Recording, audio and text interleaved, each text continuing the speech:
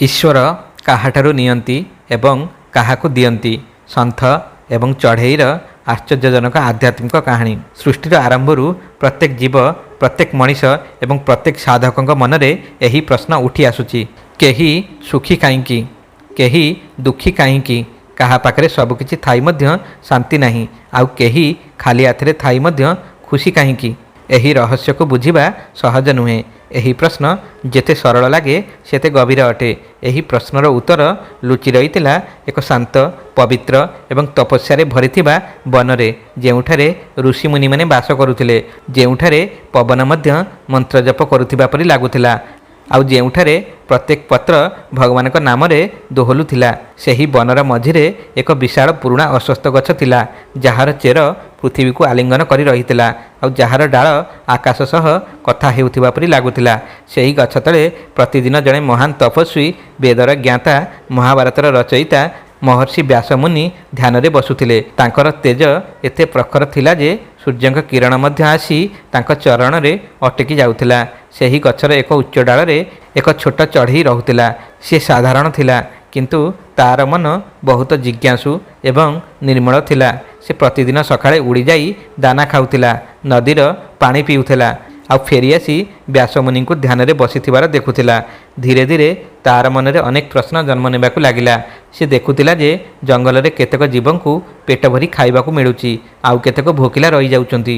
केबे झड़ आसुथिला, काहार बसा बंची जाउथिला, आउ काहार भांगी जाउथिला। से भाबुथिला भगवान समस्तଙ୍କ सह समान व्यवहार काहेकि करंती नाही। भगवान कोन काहाकु भल पांती आउ काहाकु भल पांती नाही। शेषरे भगवान काहाकु दियंती आउ काहाठारु छड़ाई नियंती। एही प्रश्न प्रतिदिन तार मनरे गुंजरित हेउथिला। ठीक सेहीपरि जेपरि एही प्रश्न प्रत्येक मनुष्यर मनरे केबे ना केबे उठी थाए। दिने तार मन बहुत व्याकुल होईगला। से सीधा उड़ी जाई व्यास मुनि पाखरे बसीगला।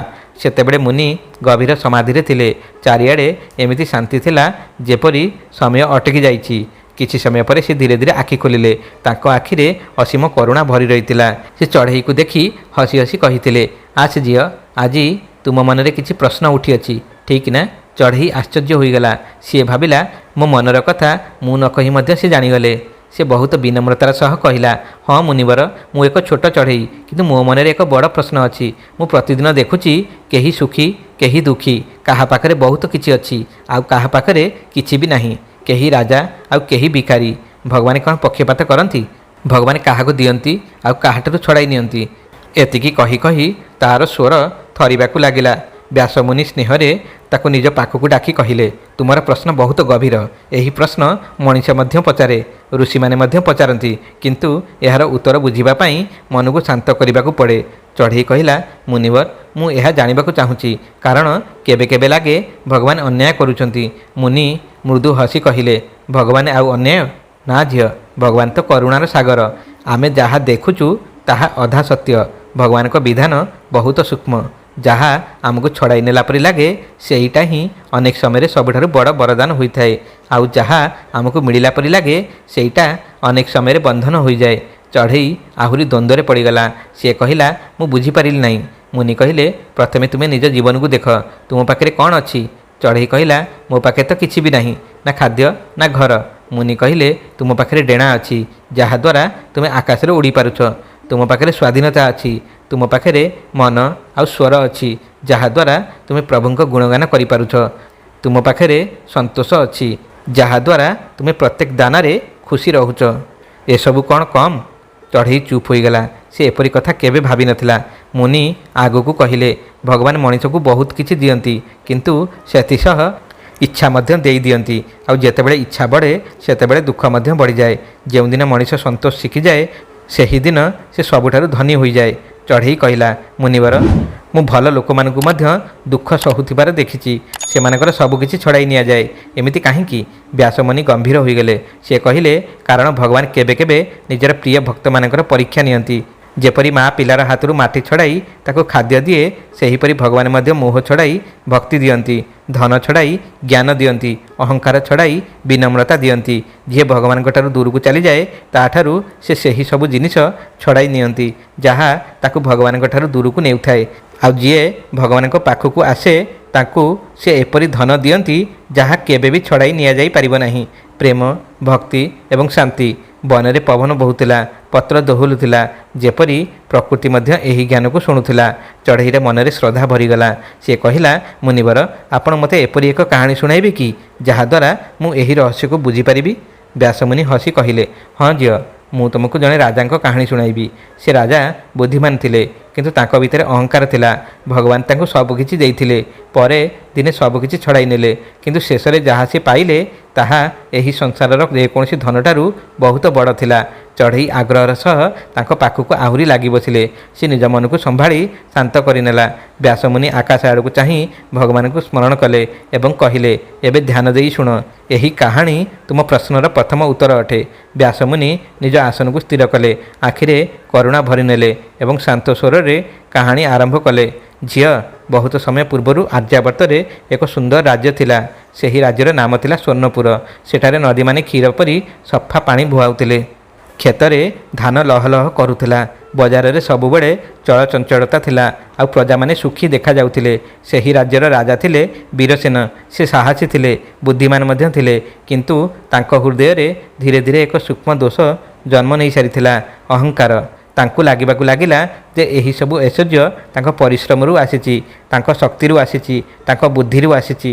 ସେ ଭୁଲି ଯାଇଥିଲେ ଯେ ପ୍ରକୃତରେ ଦେବାବାଲା ଆଉ ଜଣେ ଅଛନ୍ତି। ସେ ପ୍ରତିଦିନ ଦାନ କରୁଥିଲେ, ଯଜ୍ଞ କରାଉଥିଲେ, କିନ୍ତୁ ଭିତରେ ଭିତରେ ନିଜ ପୁଣ୍ୟକୁ ନେଇ ଗର୍ବ କରୁଥିଲେ। ଯେତେବେଳେ ଲୋକମାନେ ତାଙ୍କ ପ୍ରଶଂସା କରୁଥିଲେ, ତାଙ୍କ ଛାତି ଆହୁରି ଫୁଲି ଯାଉଥିଲା। ସେ ଭାବୁଥିଲେ, ମୋ ପରି ଭାଗ୍ୟବାନ ଏବଂ ସମ୍ମାନିତ ଆଉ କିଏ ଅଛି? ଚଢ଼େଇ ଧ୍ୟାନ ଦେଇ ଶୁଣୁଥିଲା। ମୁନି ଆଗକୁ କହିଲେ, ଧୀରେ ଧୀରେ ରାଜାଙ୍କ ମନ ଭଗବାନଙ୍କ ଠାରୁ ହଟି ନିଜ ଐଶ୍ୱର୍ଯ୍ୟ ଉପରେ ଅଟକିଗଲା। ପୂର୍ବରୁ ସେ ସକାଳେ ମନ୍ଦିର ଯାଉଥିଲେ, ଏବେ ରାଜସଭାରେ ବସିବା ଅଧିକ ଜରୁରୀ ଲାଗୁଥିଲା। ପୂର୍ବରୁ ସେ ସାଧୁମାନଙ୍କ ସେବା କରୁଥିଲେ, ଏବେ ସେମାନଙ୍କୁ ଅପେକ୍ଷା କରାଉଥିଲେ। ଭକ୍ତି କମିଗଲା ଏବଂ ଅଧିକାରର ଭାବ ବଢ଼ିଗଲା। ମଣିଷର ପତନ ଏହିପରି ଭାବରେ ଆରମ୍ଭ ହୁଏ, କିନ୍ତୁ ସେ ଏହାର ଅନୁଭବ କରିପାରିଲେ ନାହିଁ। ଭଗବାନ ଦଣ୍ଡ ଦିଅନ୍ତି ନାହିଁ, ସେ କେବଳ ମଣିଷର ଅହଙ୍କାରକୁ ଭାଙ୍ଗି ଦିଅନ୍ତି, ଯାହାଦ୍ୱାରା ଆତ୍ମା ଜାଗ୍ରତ ହୋଇପାରେ। ଏକ ବର୍ଷ ରାଜ୍ୟରେ ବର୍ଷା କମ୍ ହେଲା, କ୍ଷେତ ଶୁଖିବାକୁ ଲାଗିଲା, ଅନ୍ନ କମିବାକୁ ଲାଗିଲା। ରାଜା ରାଜକୋଷ ଖୋଲିଦେଲେ, କିନ୍ତୁ ତାଙ୍କର ବିଶ୍ୱାସ ଥିଲା ଯେ ଏହା କେବଳ କିଛି ସମୟର ସମସ୍ୟା। ପର ବର୍ଷ ମହାମାରୀ ବ୍ୟାପିଗଲା, ଲୋକମାନେ ଅସୁସ୍ଥ ହେବାକୁ ଲାଗିଲେ। ରାଜମହଲରେ ମଧ୍ୟ ଦୁଃଖ ପହଞ୍ଚିଗଲା। ରାଜାଙ୍କର ଏକମାତ୍ର ପୁଅ ଭୟଙ୍କର ରୋଗରେ ପଡ଼ିଗଲେ। ବୈଦ୍ୟମାନେ ଆସିଲେ, ଔଷଧ ଦିଆଗଲା, ଯଜ୍ଞ କରାଗଲା, କିନ୍ତୁ ରୋଗ ଭଲ ହେଲା ନାହିଁ। ପ୍ରଥମ ଥର ପାଇଁ ରାଜାଙ୍କ ହୃଦୟ ଥରି ଉଠିଲା। ସେ ଆକାଶ ଆଡ଼କୁ ଚାହିଁ କହିଲେ, ହେ ଭଗବାନ, ମୋ ସହ ଏସବୁ କାହିଁକି ହେଉଛି? ତାଙ୍କ ସ୍ୱରରେ ପ୍ରାର୍ଥନା ନଥିଲା, ଅଭିଯୋଗ ଥିଲା। କିଛି ଦିନ ମଧ୍ୟରେ ରାଜକୁମାରଙ୍କର ମୃତ୍ୟୁ ହୋଇଗଲା। ରାଜମହଲରେ ନୀରବତା ଛାଇଗଲା। ରାଜାଙ୍କ ଆଖିର ଅହଙ୍କାର ଲୁହ ସହ ବୋହିଗଲା। ସେ ଘଣ୍ଟା ଘଣ୍ଟା ଧରି ଏକୁଟିଆ ବସି ରହୁଥିଲେ। ଯିଏ ନିଜ ଶକ୍ତି ଉପରେ ଗର୍ବ କରୁଥିଲେ, ସିଏ ଏବେ ସମ୍ପୂର୍ଣ୍ଣ ଅସହାୟ ହୋଇଯାଇଥିଲେ। ତାପରେ ପଡ଼ୋଶୀ ରାଜା ଆକ୍ରମଣ କରିଦେଲା। ସେନା ଦୁର୍ବଳ ଥିଲା, ପ୍ରଜା ଦୁଃଖରେ ଥିଲେ। ସେଥିପାଇଁ ରାଜା ଯୁଦ୍ଧରେ ହାରିଗଲେ। ତାଙ୍କ ରାଜ୍ୟର ଅଧା ଅଂଶ ଛଡ଼ାଇ ନିଆଗଲା। ରାଜାଙ୍କୁ ରାଜମହଲ ଛାଡ଼ି ସାଧାରଣ ବସ୍ତ୍ର ପିନ୍ଧି ବାହାରିବାକୁ ପଡ଼ିଲା। ତାଙ୍କ ସହ ନା ସେନା ଥିଲେ, ନା ଐଶ୍ୱର୍ଯ୍ୟ ଥିଲା, ନା ବନ୍ଧୁ ଥିଲେ। ଯେଉଁ ଲୋକମାନେ ପୂର୍ବରୁ ତାଙ୍କର ଜୟ ଜୟକାର କରୁଥିଲେ, ସେମାନେ ତାଙ୍କଠାରୁ ଦୂରେଇ ଗଲେ। ଏବେ ସେ ସମ୍ପୂର୍ଣ୍ଣ ଏକୁଟିଆ ଥିଲେ। ଚଢ଼େଇ ଧୀରେ ପଚାରିଲା, ମୁନିବର? ବ୍ୟାସମୁନି କହିଲେ, ହଁ, କିନ୍ତୁ ଭଗବାନ ତାଙ୍କର ବିନାଶ କରିନଥିଲେ, ସେ କେବଳ ତାଙ୍କର ଅହଙ୍କାରକୁ ଭାଙ୍ଗି ଦେଇଥିଲେ। ଅନେକ ସମୟରେ ଯାହା ଭାଙ୍ଗିଯାଏ, ସେଇଟା ହିଁ ନୂଆ ଜୀବନର ଆରମ୍ଭ କରିଥାଏ। ରାଜା ଜଙ୍ଗଲରେ ବୁଲି ବୁଲି ଘୂରିଲେ।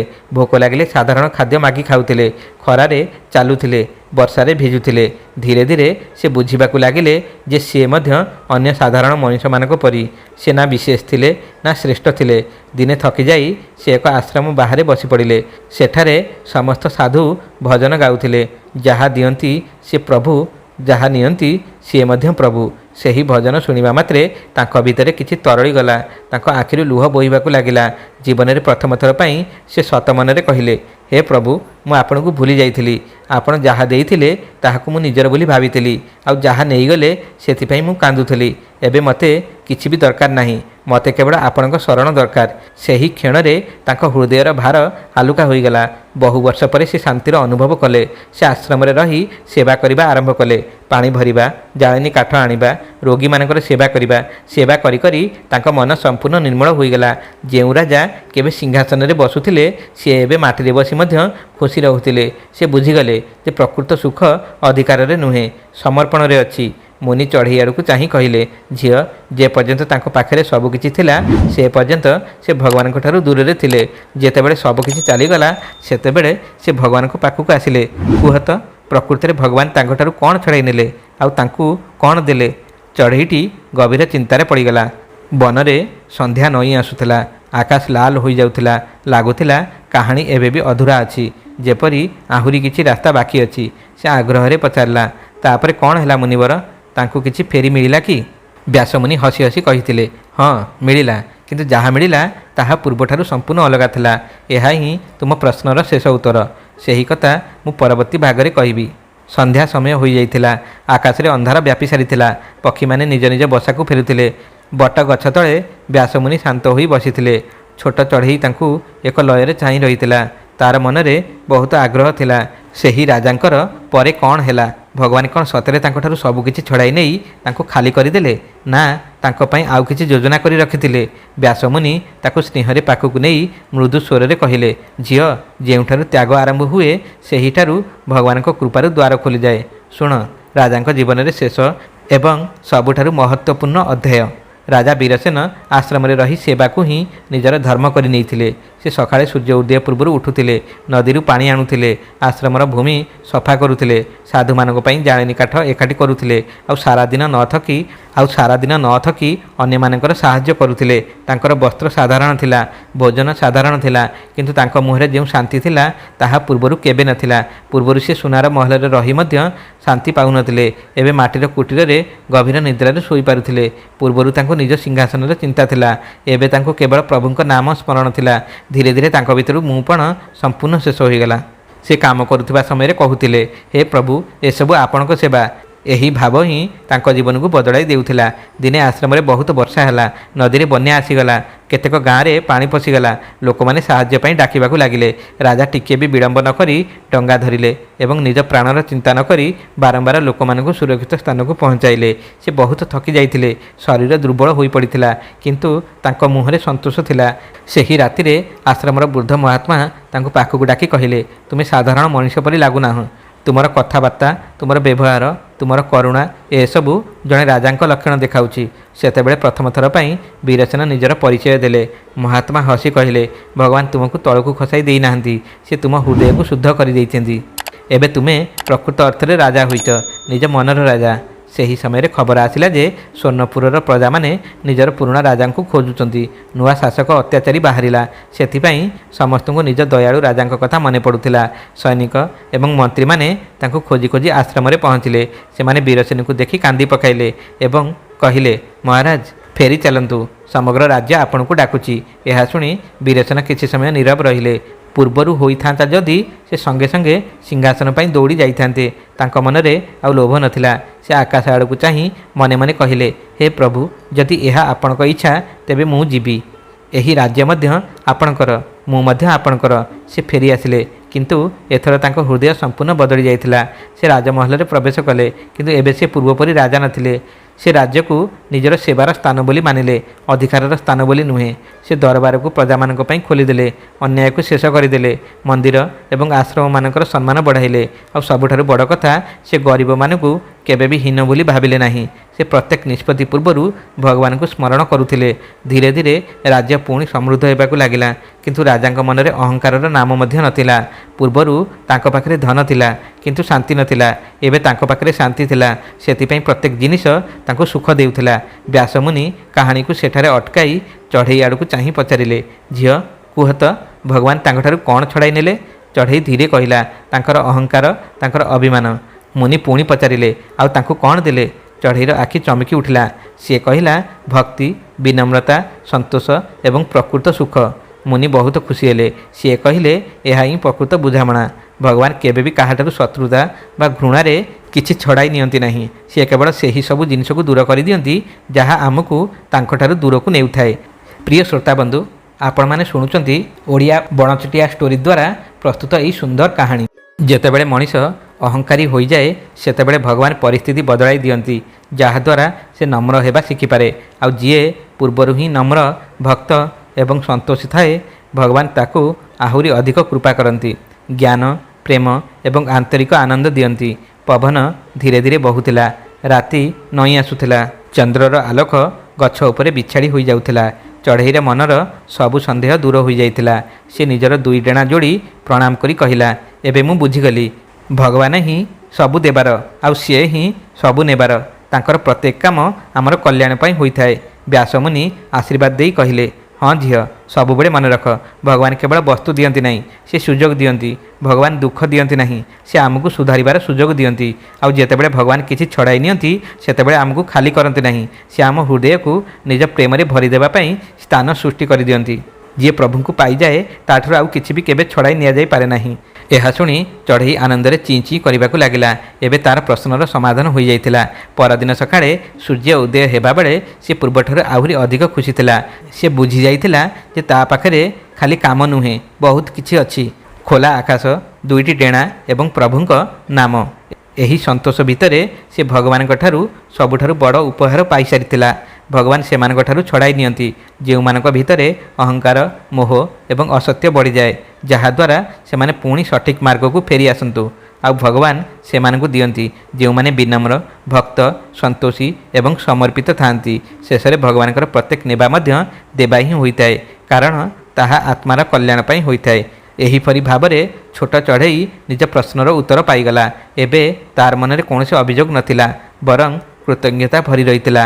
ସେ ଆକାଶରେ ଉଚ୍ଚକୁ ଉଡ଼ି ପ୍ରଭୁଙ୍କ ନାମ ଗାଇବାକୁ ଲାଗିଲା, କାରଣ ସେ ବୁଝିଯାଇଥିଲା ଯେ ଭଗବାନ ଯାହା ବି କରନ୍ତି ଆମର ଭଲ ପାଇଁ କରନ୍ତି। ସେ ଆମଠାରୁ କେବେ ବି କିଛି ଛଡ଼ାଇ ନିଅନ୍ତି ନାହିଁ, ବରଂ ଆମ ଜୀବନକୁ ଆହୁରି ଭଲ କରିବା ପାଇଁ ନୂଆ ରାସ୍ତା ଦେଖାନ୍ତି। ସେଥିପାଇଁ ଆମେ ପ୍ରତ୍ୟେକ ପରିସ୍ଥିତିରେ ପ୍ରଭୁଙ୍କ ଉପରେ ବିଶ୍ୱାସ ରଖିବା ଉଚିତ, ସନ୍ତୋଷ ରଖିବା ଉଚିତ ଏବଂ ଭକ୍ତିରେ ସବୁବେଳେ ଲାଗି ରହିବା ଉଚିତ। ଏହା ହିଁ ଜୀବନର ପ୍ରକୃତ ସୁଖ। ଏହା ହିଁ ଭଗବାନଙ୍କର ସବୁଠାରୁ ବଡ଼ ଉପହାର। ଯଦି ଆପଣଙ୍କୁ ଏହି କାହାଣୀ ଭଲ ଲାଗିଥାଏ, ଆପଣଙ୍କ ହୃଦୟକୁ ଛୁଇଁଥାଏ ଏବଂ ଏଥିରୁ ଆପଣ କିଛି ଶିକ୍ଷା ପାଇଥାନ୍ତି, ତେବେ ଦୟାକରି ଏହି କାହାଣୀକୁ ଲାଇକ୍ କରନ୍ତୁ, ସେୟାର କରନ୍ତୁ ଏବଂ କମେଣ୍ଟ କରି ନିଜର ମତାମତ ନିଶ୍ଚୟ ଜଣାନ୍ତୁ। ଏପରି ସୁନ୍ଦର ଭକ୍ତି କାହାଣୀ ଶୁଣିବା ପାଇଁ ଆମ ଚ୍ୟାନେଲକୁ ସବସ୍କ୍ରାଇବ୍ କରିବାକୁ ଭୁଲନ୍ତୁ ନାହିଁ। ଆପଣଙ୍କ ଭଲ ପାଇବା ଏବଂ ସହଯୋଗ ହିଁ ଆମର ପ୍ରେରଣା।